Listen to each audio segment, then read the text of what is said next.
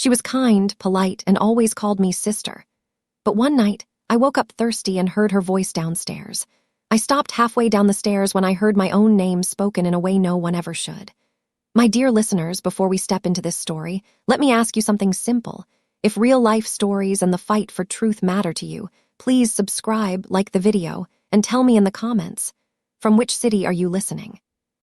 I read every comment, and it's incredible to see this little family growing across cities and countries. All right, settle in. Your story begins now. Let me take you back to when I thought my sister-in-law was the sweetest person I'd ever met, when her smile seemed genuine and her kindness felt real. My name is Maya, 28 years old, dark brown skin with natural 4C hair that I kept in protective styles, usually Senegalese twists or box braids. I worked as a registered nurse at Grady Memorial Hospital in Atlanta, making $71,000 a year working 3 12-hour shifts per week. Hard work, long hours, but I loved helping people, loved making a difference in patients' lives. I lived in a 3-bedroom house in the Cascade Heights neighborhood with my husband, Andre, $2,650 mortgage every month. We'd been married for 2 years, together for 4. Had talked about starting a family soon, maybe after we'd been in the house for a year and got settled. Andre was 31, medium brown skin with a neat beard and locks pulled back in a ponytail, worked as a software engineer at a tech company in Midtown, making about $96,000 annually. Tall, gentle, had this quiet strength that I'd fallen in love with. We met through a dating app, had our first date at Ponce City Market, $68.43 for food and drinks, walked around talking for 3 hours. Got married at a beautiful ceremony at the Georgian Terrace, $19,800 total including the reception. His sister Valencia moved in with us in March of last year. She was 26, light-skinned with long straightened hair, worked as a medical assistant making around $38,000. She'd been living with a roommate in College Park, but the roommate got engaged and moved out suddenly, leaving Valencia unable to afford the rent alone. "It'll just be for a few months," Andre said when he asked me about her moving in.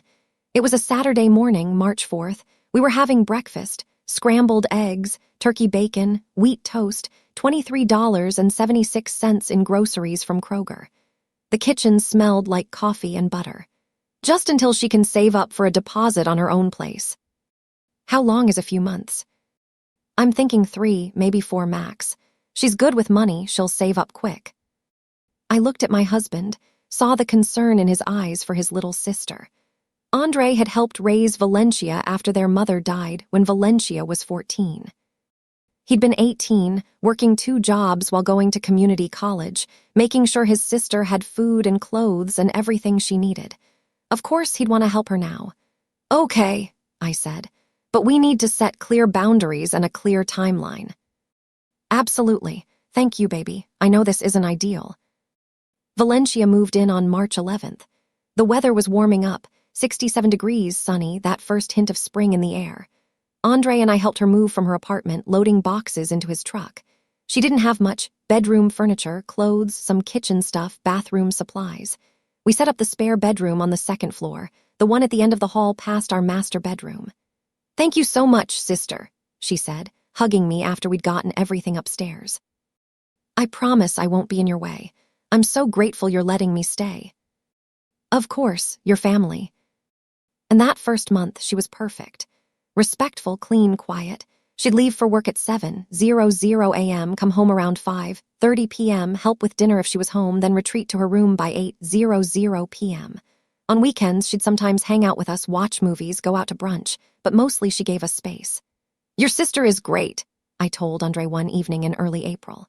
We were in our bedroom at 10:47 p.m., both getting ready for bed. I wore my purple silk pajamas. He wore basketball shorts and a t-shirt. Really respectful of our space. "I told you she's good people. I appreciate you being cool with this. It's actually nice having her here. The house feels less empty when I get home from a long shift." But then small things started happening. Little things that felt off but I couldn't quite explain. I'd make lunch to take to work, usually meal prep on Sundays for the whole week, and portions would be missing. I'd made 5 containers of chicken and rice on April 9th, $42.89 in groceries, but by Wednesday there were only 3 containers left. I'd mention it to Andre. Maybe Valencia ate them. She works long hours too, probably just grabbed something quick. But she could ask, or replace them. I'll talk to her about it. But it kept happening. My Greek yogurt would disappear, my protein bars, my special coffee creamer that I bought from Whole Foods for $7.99. Little things, but consistently. Then I started noticing my products in the bathroom going down faster. My expensive shampoo and conditioner, $1.34 for the set from Target, would be half empty after a week. My body wash, my face cream, my makeup. Valencia, are you using my bathroom stuff? I asked her one Saturday morning in late April. We were both in the kitchen, me making breakfast at 9:15 a.m., her drinking coffee. Oh, yeah, I'm sorry. I ran out of conditioner and borrowed some of yours. I'll replace it. I'd appreciate that, and maybe just ask first next time. Of course, sister, I'm so sorry. But she never replaced it, and she kept using my stuff. I started keeping my expensive products in our bathroom instead of the hall bathroom we all shared. In May, I noticed money missing from my purse. Just small amounts, a 20 here, a 10 there. But I kept track of my cash, knew how much I had. On May 18th, I counted $87 in my wallet before going to bed. The next morning, there was only $47. Andre, did you take $40 from my purse? No, why would I take money from your purse? I have my own money. It's missing. I had $87 yesterday, now there's only $47. Maybe you're misremembering how much you had. I counted it. I know I had $87. I'll ask Valencia if she borrowed some. Maybe she needed gas money or something. But when he asked her, she denied it. Said she hadn't touched my purse, wouldn't do something like that. I started keeping my purse in our bedroom instead of leaving it on the kitchen counter. The missing money stopped. But I felt uncomfortable in my own home now, like I had to hide my belongings from someone living under my roof. Then in June, things got weirder. I'd come home from work and the house would smell different, like perfume I didn't wear, like someone had been in our bedroom. Does the house smell weird to you? I asked Andre one evening in mid-June. I'd just gotten home from a 12-hour shift at 7:43 p.m., walked into our bedroom, and the air smelled like floral perfume. Smells normal to me. It smells like perfume. Like someone's been in here. Maya, come on, who would be in our bedroom? I don't know, but something feels off. I started checking things. My jewelry box, nothing missing, but items rearranged. My makeup on the dresser, lipsticks in different positions. My closet, clothes moved slightly on the hangers. I think Valencia's been going in our room when we're not home, I told Andre on June 22nd. We were having dinner at the kitchen table, grilled chicken, roasted vegetables, quinoa, $38.91 in groceries. Valencia was working a late shift, wouldn't be home until 9:00 p.m. Why would she do that? I don't know, but things keep getting moved, rearranged, and it smells like her perfume in our bedroom sometimes. Baby, I think you're stressed from work and imagining things. I'm not imagining things, Andre. Something is wrong. Do you want me to ask her about it? Would she even tell the truth? She denied taking my money. We don't know for sure she took your money. Who else would have? He sighed, rubbed his face. I'll talk to her, but Maya, please try not to jump to conclusions. Valencia's going through a hard time. She just lost her apartment, she's stressed about money. Let's give her some grace. But I was tired of giving grace. Tired of things going missing, of feeling uncomfortable in my own home, of being made to feel like I was imagining things. On June 28th, a Friday night, Andre went out with his college friends. Some kind of reunion dinner and drinks, said he'd be home late. I got off work at 7:00 p.m., came home, found Valencia in the living room watching TV. Hey, sister, she said, smiling at me from the couch. Long shift. Yeah, exhausting. Where's Andre? Out with his friends. He said he'd be back around midnight. Okay, I'm gonna shower and go to bed. I'm beat. I went upstairs at 7:38 p.m., took a long hot shower, put on my pajamas, climbed into bed at 8:47 p.m. I was so tired I fell asleep almost immediately. I woke up at 2:17 a.m. needing water. My mouth was dry, throat scratchy. I got out of bed carefully so I wouldn't wake Andre. He'd come home sometime while I was sleeping, was now snoring softly beside me.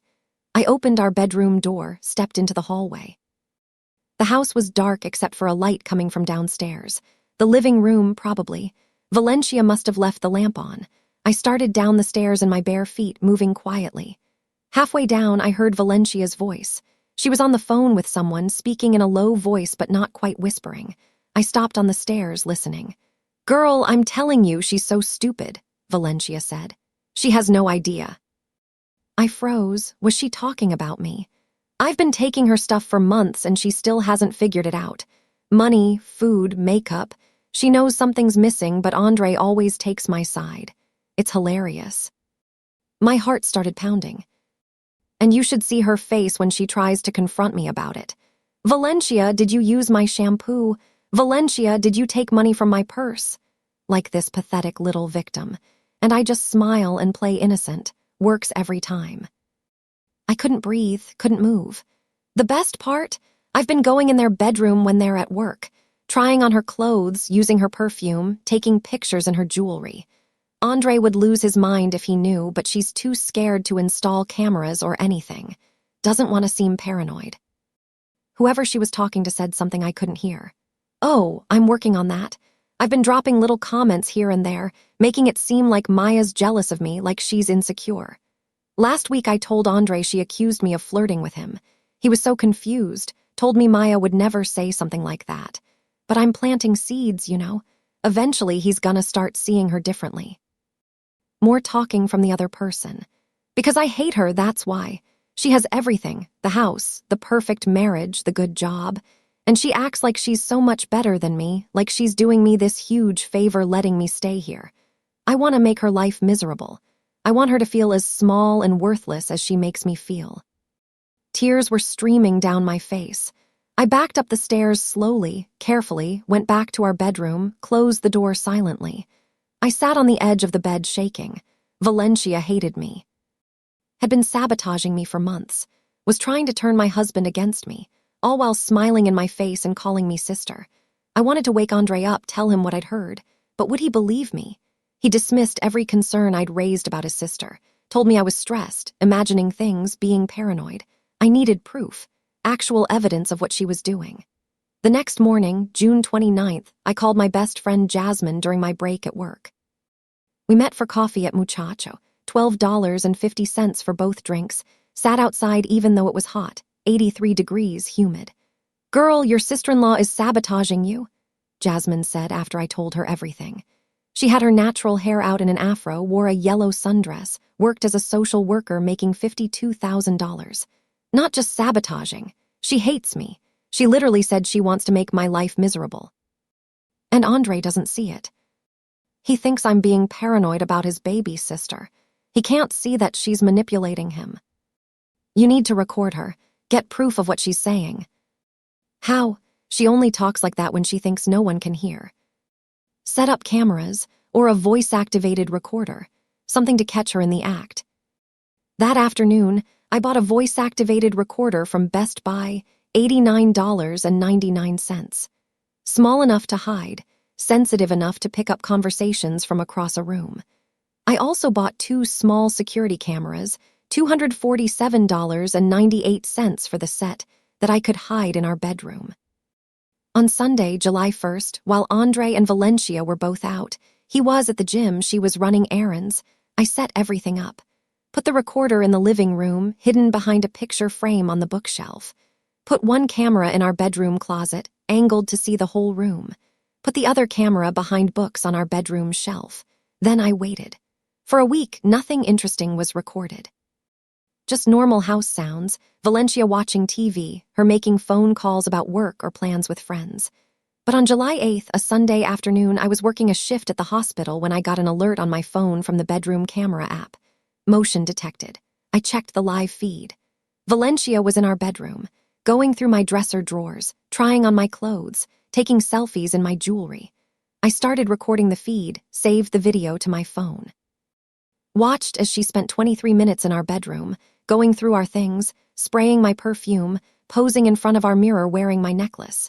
When she finally left at 3:47 p.m., she carefully put everything back exactly how she'd found it. Almost like she'd done this many times before and knew exactly where everything went. That night, I checked the voice recorder. Several conversations recorded throughout the week. Most were boring, her talking to friends about work, about guys she was dating, about TV shows. But then I found one from July 6th. Her on the phone again late at night while Andre and I were asleep. "I'm still working on breaking them up," she said to whoever she was talking to. "It's taking longer than I thought.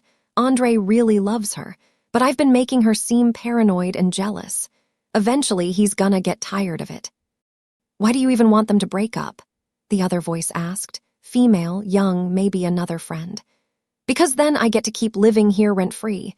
If they're together and happy, eventually they're gonna want me to move out. But if they're fighting, stressed, dealing with relationship problems, they're not gonna focus on me. I can stay as long as I want." "That's kind of messed up, V." "I don't care. This is the nicest place I've ever lived. I'm not going back to some shitty apartment splitting bills with roommates. I'm staying right here." I had my proof. Video of her in our bedroom, audio of her admitting to sabotaging our marriage, screenshots of her trying on my jewelry, everything I needed. On July 10th, a Tuesday evening, I asked Andre to sit down with me after dinner. Valencia was working a late shift, wouldn't be home until after 10:00 p.m. "What's wrong, baby?" he asked as we sat on the couch at 7:52 p.m. "You seem stressed." "I need to show you something, and I need you to watch and listen with an open mind." "Okay." I pulled up the bedroom camera footage on my phone. Showed him Valencia in our room, going through my things, trying on my clothes and jewelry, taking selfies. His face went from confused to shocked to angry. "What the hell?" "There's more." I played the audio recordings. Her talking about stealing from me, about trying to break us up, about wanting to make me miserable. Andre's hands were shaking as he listened. When the recordings ended, he just sat there in silence for a long moment. "I'm so sorry," he finally said, his voice breaking. "Maya, I'm so sorry. You tried to tell me and I didn't believe you. I made you feel crazy." "I need her out, Andre. Tonight. I can't have her in this house anymore." "I know, I'll handle it. When she gets home, I'll tell her she needs to leave." "She's going to deny everything." "I don't care. I heard the recordings, I saw the video. There's no denying that." Valencia came home at 10:34 p.m. I heard her come through the front door, heard her footsteps on the stairs, heard her go to her bedroom. Andre went up to talk to her at 10:47 p.m. I stayed downstairs, but I could hear raised voices. Her denying it, him saying he had proof, her starting to cry, him telling her she needed to pack her things and leave. "Where am I supposed to go?" she shouted. "It's 10:30 at night." "You should have thought about that before you spent months terrorizing my wife. Pack your shit. You can stay with a friend tonight and come back for the rest of your stuff this weekend." "Andre, please. Get out of my house, Valencia. Now." She came downstairs at 11:18 p.m. with a bag of clothes and toiletries. Her eyes were red from crying, mascara running down her face. She looked at me with pure hatred. "I hope you're happy," she spat. "You turned my own brother against me." "I didn't do anything except defend myself against your abuse." "Abuse? I borrowed some shampoo and you call it abuse." Andre came down the stairs behind her. "Stop, just stop. I heard the recordings, Valencia. I know everything you did. Get out." She grabbed her car keys, walked to the front door, turned back one more time. "This isn't over." "Yes, it is," Andre said. "You're not welcome in this house anymore. Don't come back except to get your stuff, and when you do, I'll be here to supervise." She slammed the door so hard the windows rattled. We heard her car start, heard her peel out of the driveway. Andre pulled me into a hug. "I'm so sorry. I'm so sorry I didn't protect you from her." "You didn't know." "I should have listened to you. You kept telling me something was wrong and I brushed it off. Made you feel like you were crazy." "She's very good at manipulation." "That doesn't excuse me not believing my own wife." Over the next few days, Valencia blew up Andre's phone. Called 63 times in 3 days, sent over 100 text messages. Begging him to let her come back, saying she was sorry, saying she'd made mistakes but she'd change, saying she had nowhere else to go. He blocked her number on July 13th. She showed up at the house on July 15th while we were both at work. I got an alert from the security cameras. I'd installed more around the house, including at the front door. Saw her trying the door handle, ringing the doorbell repeatedly, looking in windows. I called the police. They arrived at 2:47 p.m., told her she needed to leave the property, that she wasn't welcome there. "This is my brother's house. He's just mad right now. He'll forgive me." "Ma'am, the homeowners have requested you leave. If you don't leave voluntarily, we'll have to remove you." She left, but not before keying my car. Scratched a long line down the driver's side, $1,847 to repair later. Andre filed for a restraining order on July 18th. Went to court, showed the judge the video and audio evidence, explained that Valencia had been harassing us and had damaged our property.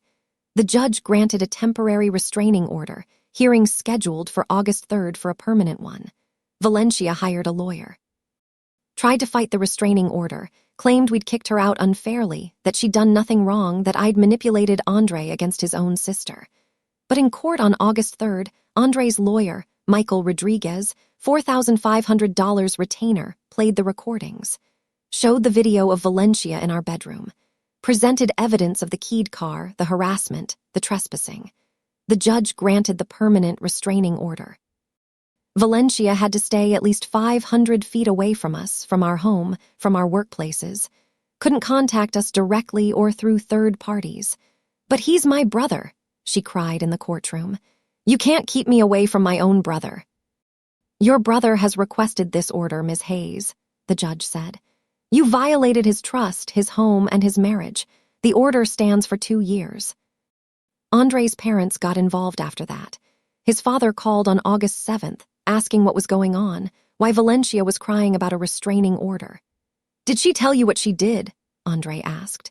He had his dad on speaker, both of us sitting at the kitchen table at 7:34 p.m., picking at our dinner, spaghetti and meatballs I'd made, $29.76 in groceries.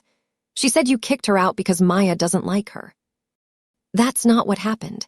She spent months stealing from Maya, going through our bedroom, trying to sabotage our marriage. I have recordings of her admitting all of it." Silence on the other end. Then his father said, "Send me the recordings." Andre sent them that night. The next day, his parents called back. "We're so sorry, son," his mother said, her voice thick with emotion. "We had no idea. We raised her better than that." "I know, Ma, but this is who she is, and I can't have her in our lives." "We understand. We're going to get her into therapy. She needs help."